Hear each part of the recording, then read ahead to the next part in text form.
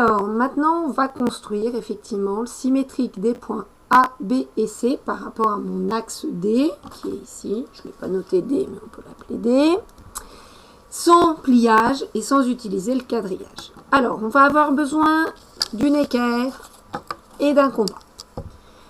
Donc, on avait remarqué que si A et A' étaient symétriques, le segment devait être perpendiculaire à l'axe. Donc, je vais commencer par tracer une droite perpendiculaire à l'axe D. Donc, je pose mon équerre sur mon axe et l'autre côté de l'angle droit qui passe par A. Bien évidemment, je prolonge.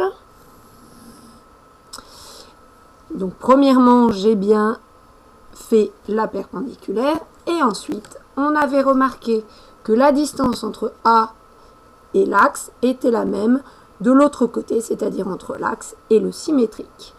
Donc, moi, je vais tout simplement prendre mon compas. Avec l'ouverture du compas, je vais prendre la mesure, la distance entre mon axe et mon point A, que je vais reporter de l'autre côté.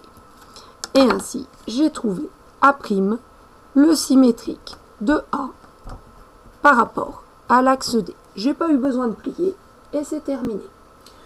Je refais la même chose pour deux autres points, comme ça vous avez la manipulation qui est bien visible. Donc je trace une perpendiculaire que je prolonge. Je peux gommer après, hein. Ensuite, je prends mon compas, je prends la distance entre mon axe et mon point B.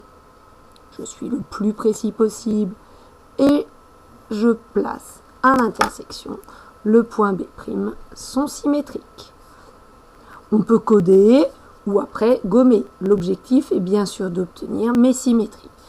Et je recommence une dernière fois pour le point C et son symétrique C'.